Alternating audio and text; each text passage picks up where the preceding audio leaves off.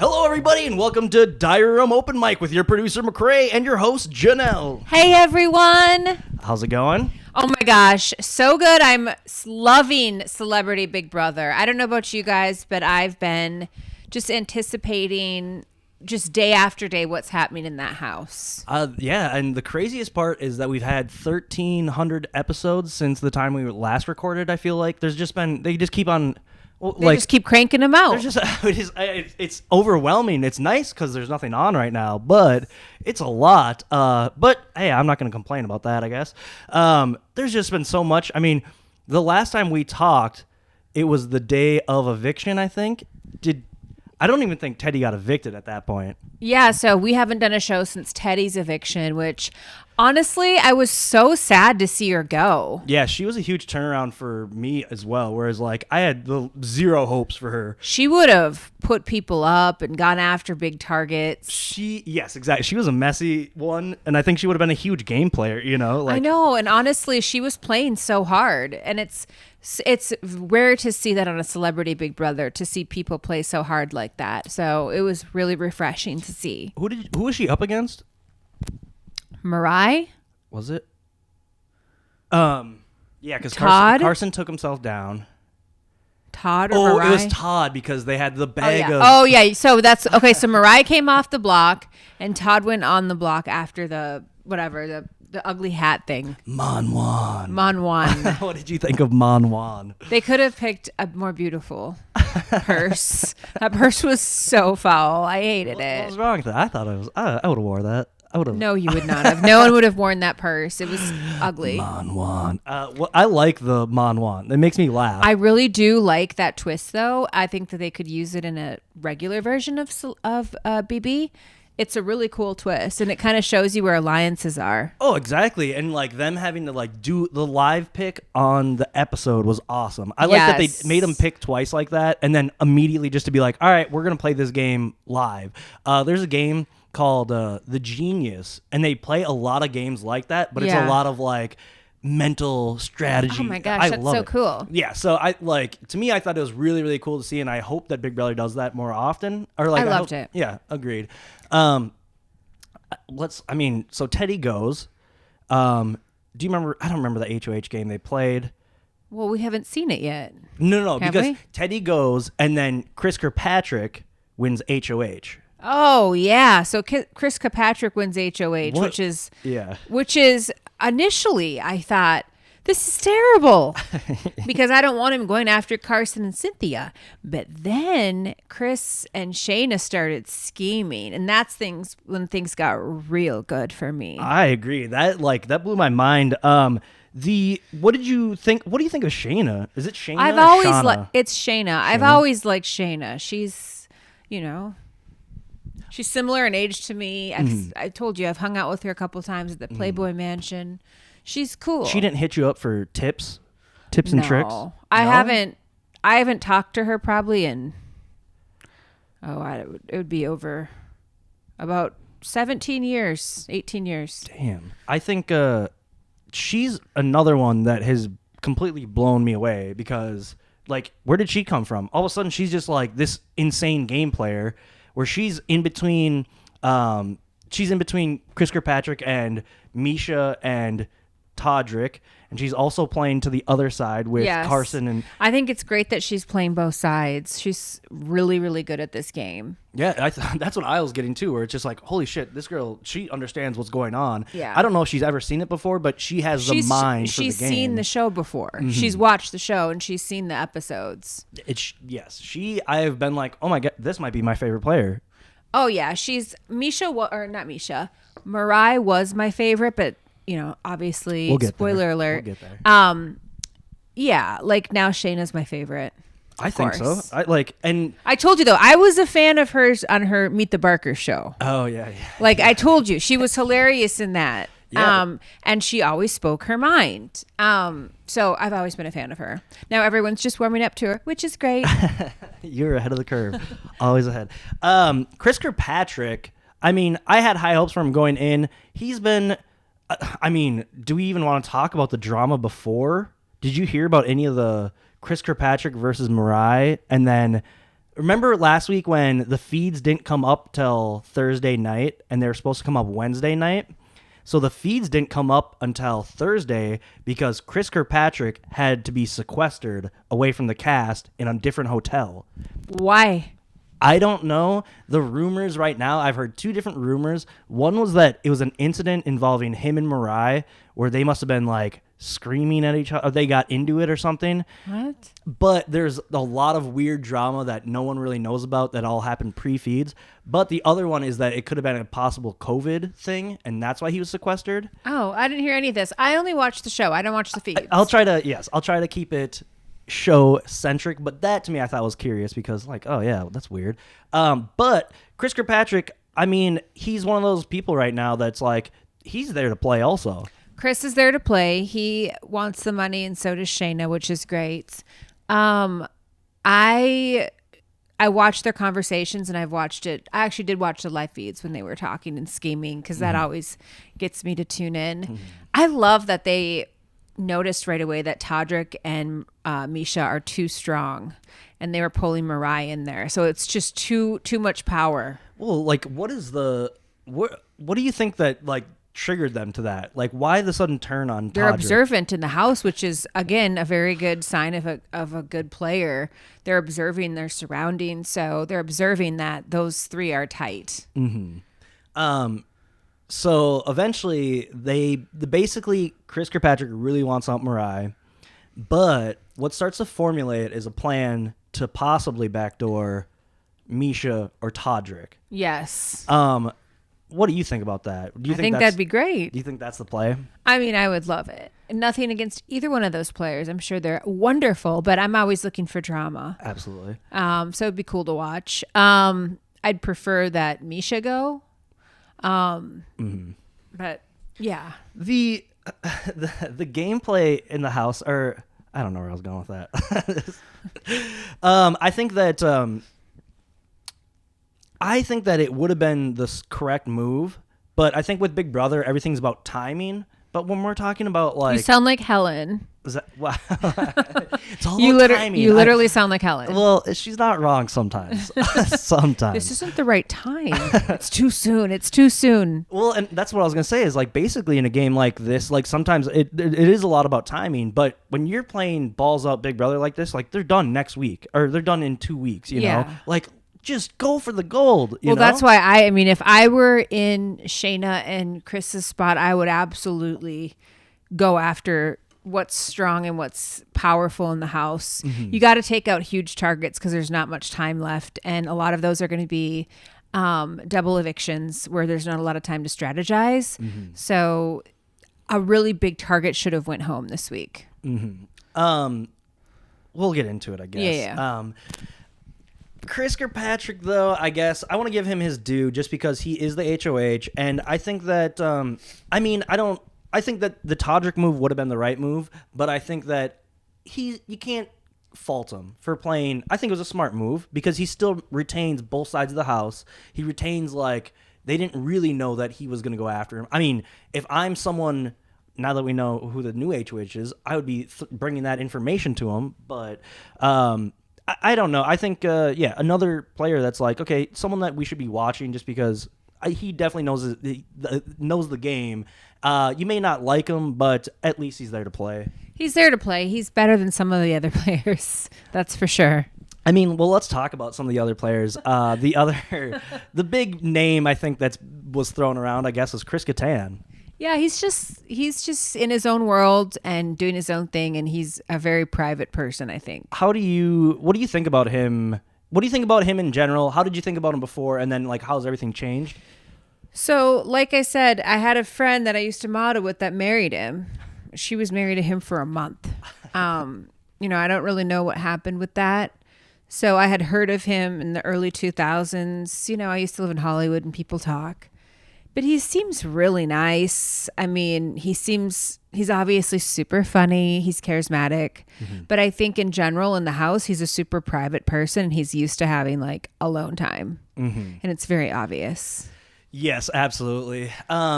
It's so weird to watch him because he was Chris Kattan for my whole life. And now he's like frail, like I don't know. It's nothing against him or anything like that, but frail is the word that comes to mind where it's like you don't want to breathe on the guy wrong because he's like fall 50, over. Right? Well, he also had a big injury. He had a car accident, and so now he's like all screwed up from that or something like that, and so he doesn't move around as much. And so, I mean, what do you think of him as a game player?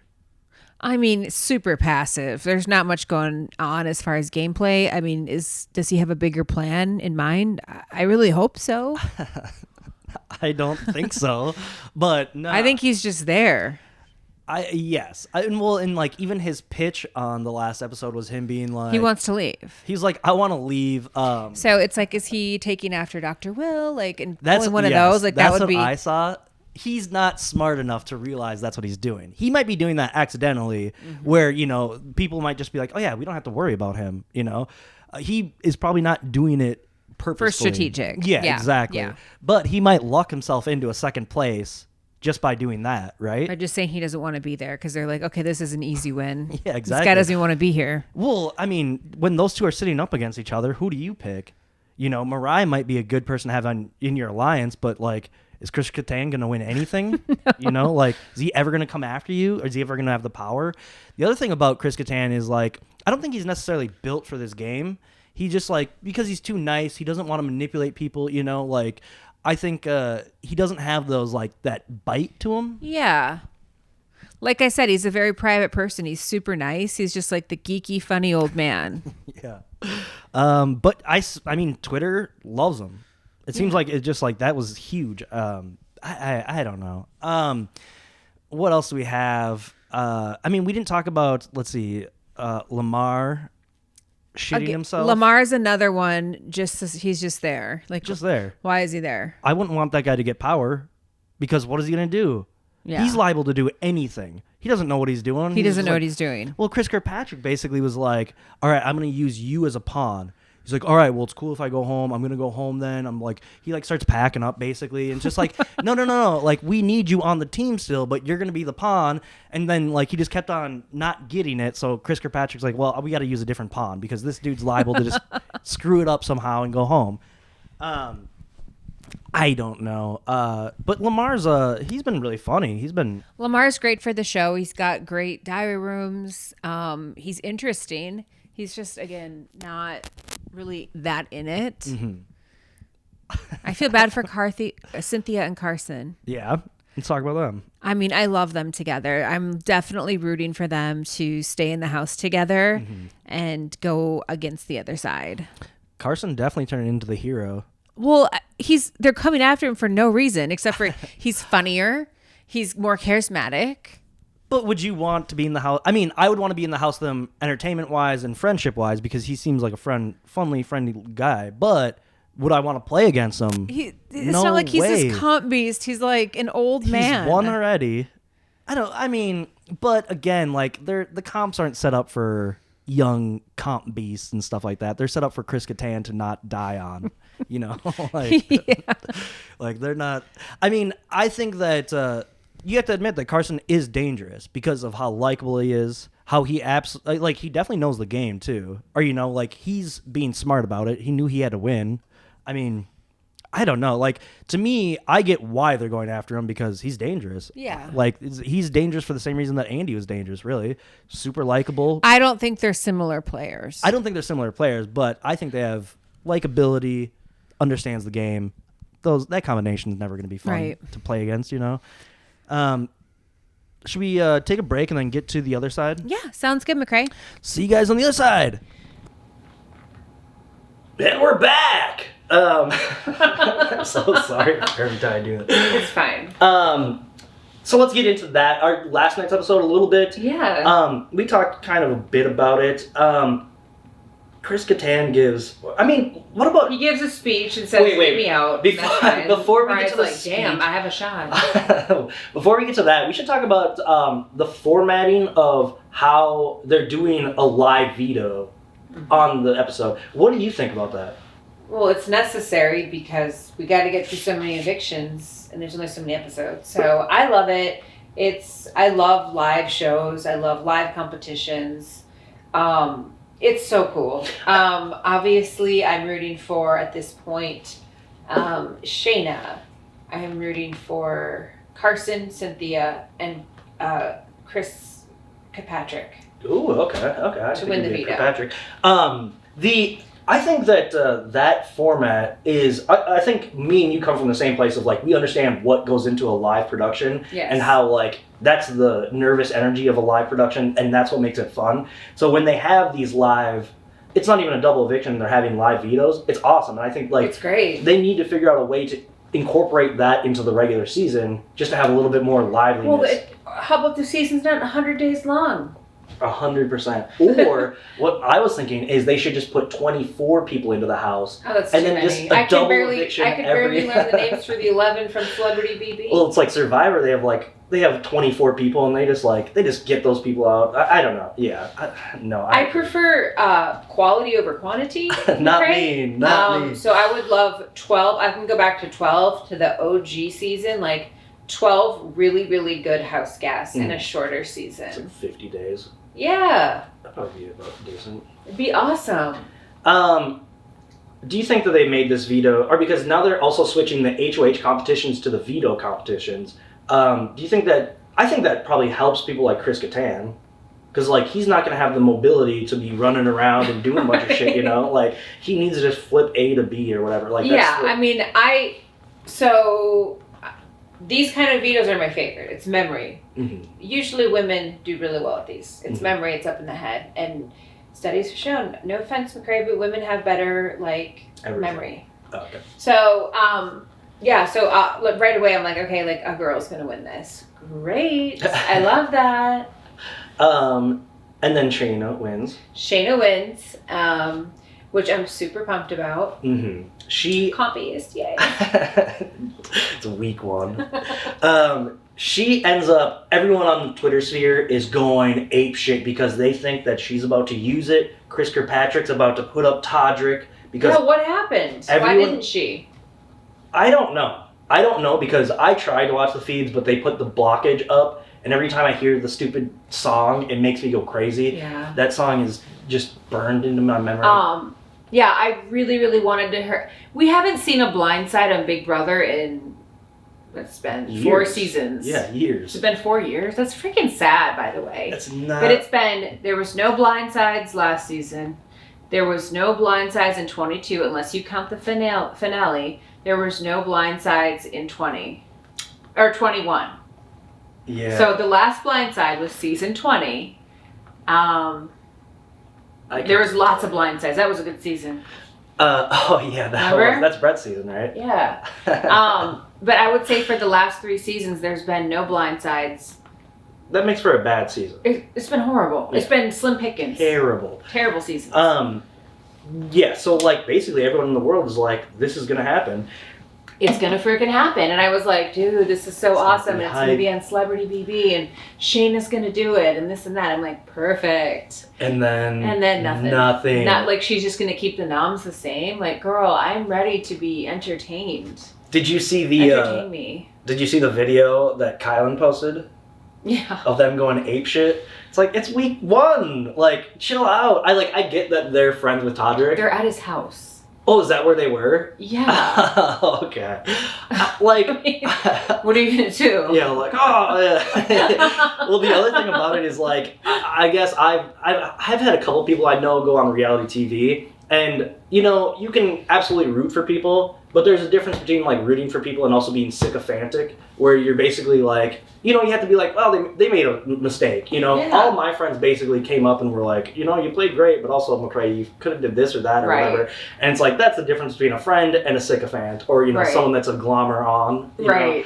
That's my little opinion. I'm probably gonna get in trouble for it somehow. No. But yeah, I did see the celebration. I was like, funny. Whatever. Makes me laugh. It's fine. Yeah. So the votes start coming in. Were you surprised by the votes? I was not surprised by the votes because Mirai is just a bigger threat. I agree. I think that, but at the same time, like people like Todrick and Misha could have used her on their side or their alliance. They didn't have the numbers. I know. They didn't have the votes. So then who tipped them off to be like, well, you got to vote for the right side? You know, it's Todrick. I think they counted the votes. Just getting in there. They only had Lamar, Todd. They only had 4 votes. I mean, for being a huge fan, Todrick didn't realize maybe I should just throw out some Hinky votes. I don't know. I don't know what they're thinking. Then we have the speech or whatever. Before that, we have Chris Kattan's speech, which is just like, please send me home. And Mirai is like, I need to stay here. And they vote her out, which is insane. It's which not insane. Which we knew was going to happen. Yeah. But let's talk about her in the house. Because we're not going to get to see her again. No, so we can't really comment. That's true. Going into the season, I was like a huge Mirai fan. And I still am. Like, good for her. She's an amazing Olympian. And she seems like a really good person. But I think we talked before the break. She's got some interesting mannerisms. She's definitely an oddball. I don't know how to describe it, but there's something. She either had some sort of like Tourette's or something that she's like holding back when she talks. Because I have friends that have had Tourette's and they're like do this thing. They have like these tics when they talk, and they'll say things and then just like weird pauses, and I'm like, it's fine, just get it out, girl. Yeah, exactly. I definitely read that when I was watching it, I was just definitely like, mannerisms wise, there's like something there. She's doing something where it's almost like we can't comment on it. We cannot, or like we shouldn't say because we're not psychologists or anything like that. And this is just me like picking up on. This is armchair psychology. This is like literally just picking up on the way she's talking to other house guests. I'm like, something's holding her back. Yes, I agree. Something's holding her back. Whether it be family, familial, anything. Yes, there's something there. I don't know. If you guys know anything that we don't, make sure you let us know. You guys watch the feeds. Exactly.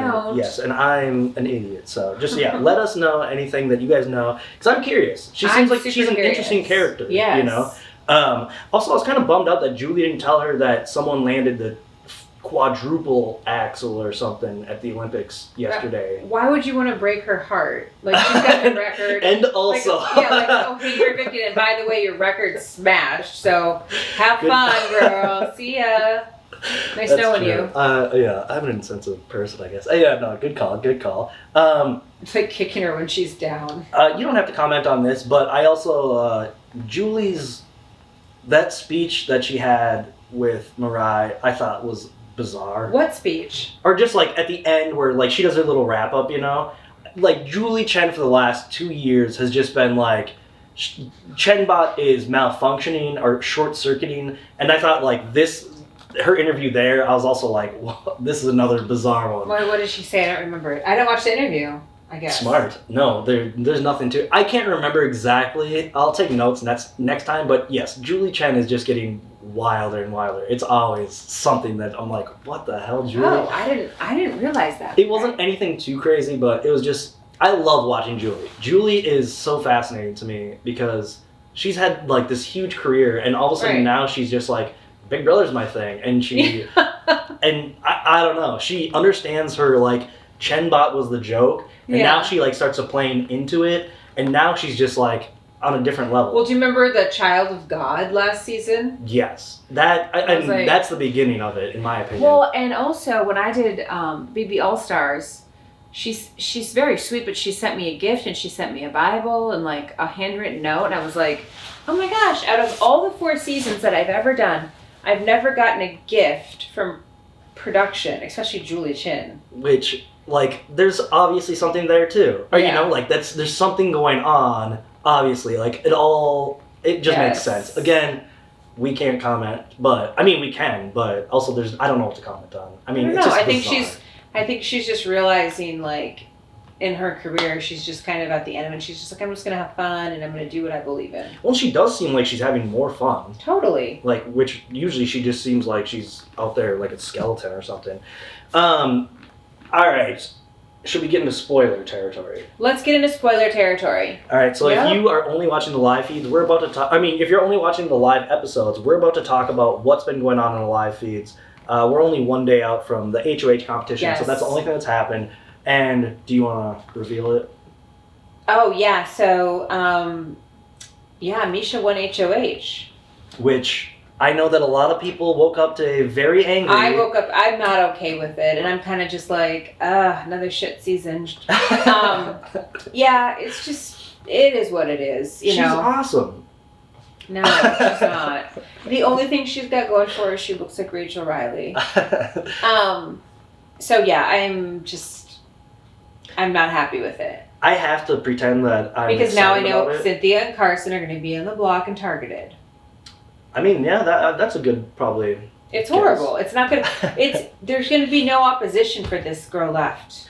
Which is basically my point about her, where it's like, say that the back door did go through, maybe she goes, Todrick goes, then who's left for the villains? You know, or like, I like a game that has balance. We need good people and we need bad people. Villains, you know, like, although we all Misha's a villain. She's a villain, and we need the villains to have the heroes rise, you know? As, like, a story goes, yeah, you need to have the villains win a little bit, you know? Like, otherwise it's just lopsided, in which we've seen every fucking season, and they all suck. It's like, I know everyone does not want to see this, and, like, I know that Carson's going to be in danger, but at the same time, like, let's all think about, like, storytelling-wise, this is probably for the best because... No, it's not. McCrae, I strongly disagree with you. This is not for the best. This is not a good story. This is not a good week. No one cares. Like, well, if she goes after Todrick, she'll be the number one all-time Why would she go player. After Todrick? Because, I mean... That's her number one ally. True, but if she did that, everyone on Twitter would be like, she's my favorite player of all time. She's not going to do that, McCrae. I know, but that's just to show you how... you know, finicky Twitter is. I mean, good for her. She's a strong-ass woman that's kicking ass. I mean, she's a real comp beast. Yeah, you know? For sure.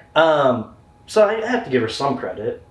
I think she's a great player. Good for her. She's won 50% of the HOH she's competed in. That's pretty wild. Yeah, no, but I mean, I guess I can't... I always talk about how I want strong female villains. And she's doing that. She's starting. She's starting that role. But again, it's like the who she's going after, I'm just like not okay with it. So you said that you think that those two are going up? I think Cynthia and Carson will be targeted this week, 100%. Do you think that she'll try to do a backdoor play? She might try to do a backdoor. I don't know what she's got up her sleeve. It annoyed me that week 1, she was like, we're going to have to do a backdoor. And then week 2, she's like, you can't do a backdoor. What are you doing? Put Carson up immediately. It's like, well, that was your fucking plan from the get-go, so what are you talking about? She's just very controlling.